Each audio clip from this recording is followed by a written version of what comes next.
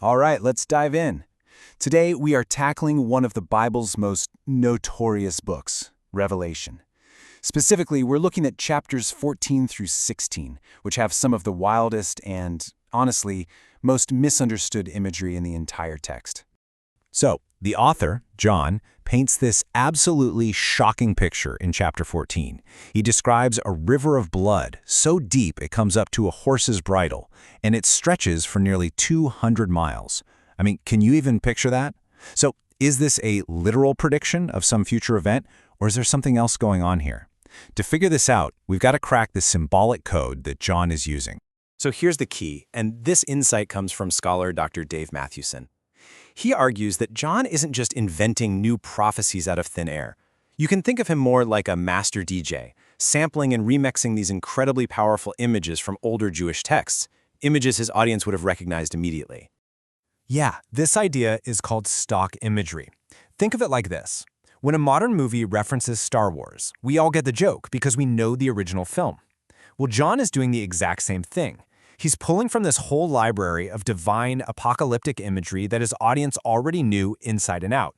So to really get his message, we have to know his sources. Okay, so let's dig into this. Chapter 14 doesn't just give us one vision of judgment. It actually gives us two, structured as a kind of double harvest. And this contrast? Well, it's everything.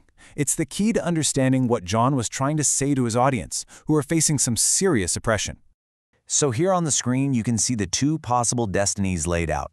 On one hand, you've got the grain harvest. This symbolizes God's people, the faithful ones who endure, and they're being gathered in safely, called the first fruits. But on the other hand, you have the grape harvest, and this is a terrifying image of judgment, where grapes are thrown into the winepress of God's wrath, a powerful symbol for the fate of those who compromise with the oppressive empire. But again, where does this winepress of wrath idea even come from? Well, you guessed it, John didn't just make it up. This image of God treading a winepress as an act of judgment was a very well-known piece of stock imagery. His audience would have known it right away from the Old Testament prophets. I mean, just look at this direct quote from the prophet Isaiah. John is pulling this language almost word for word. He's using this familiar, really violent imagery to show how severe God's judgment is. It's not a literal prediction about a winemaking disaster. It's a symbol his readers would have instantly understood. And this pattern of remixing old texts, it just keeps going as we move into chapters 15 and 16. Here, John switches to another massive piece of source material, the story of Moses and the Exodus from Egypt. He basically reframes the final judgments as a brand new cosmic-level exodus. But check out how John structures this. It's actually really clever. Before he even gets to describing the final 7 plagues, the scary stuff, he shows the audience the end result. He gives them a vision where the people of God are already victorious. This is all about giving them hope, showing them that getting through the trials to come will absolutely be worth it. The parallels here are just, wow, they're so direct and intentional. Instead of the chaotic Red Sea, there's a calm sea of glass. Just like the Israelites sang the song of Moses after their victory, the faithful here sing the song of Moses and the Lamb. And of course, the 10 plagues on Egypt become the blueprint for the 7 bowl plagues that get poured out on the Roman Empire. The connections are impossible to miss, right? A bowl of sores mirrors the plague of sores. Turning water to blood is pulled straight from Exodus 7. Darkness, frogs, hail, it's all there. John is basically screaming, hey, just like God judged the oppressive Egyptian empire back then, he's going to judge this new oppressive empire now.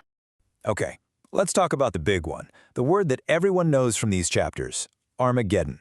Is it a real place on a map where some future world war is going to be fought? Well, when you look at the source material, it's not quite that simple.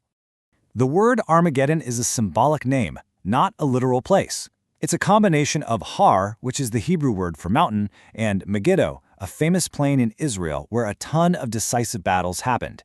It's kind of like how we might say a political defeat was someone's Waterloo. It's not about the location, it signifies the type of conflict, a final, decisive one. It's not a GPS coordinate.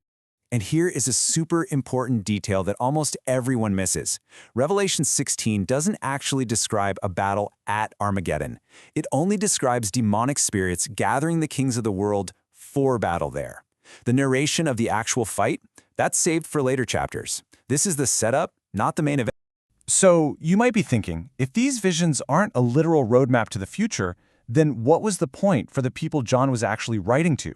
I mean, what was he trying to get them to do? with all this crazy imagery. Then, bam, right in the middle of describing Armageddon and all this epic cosmic stuff, John hits pause and inserts this direct warning from Jesus. It's a sudden jump from a huge battle to a very personal responsibility.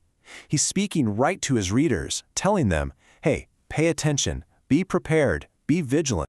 This reveals what the book is really all about. Its purpose isn't just to satisfy our curiosity about the end times. It's hortatory. Now that's just a fancy word for a sermon or a speech that gives urgent advice and encouragement. The visions are the dramatic backdrop for a really powerful call to action.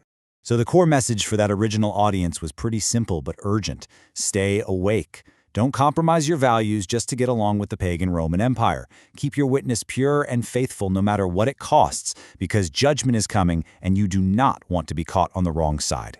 And all of this leaves us with a really big question, doesn't it? If John was using these incredibly powerful symbols to call first-century believers to resist an idolatrous empire, what might that timeless message of vigilance and faithful resistance mean for us in our own time?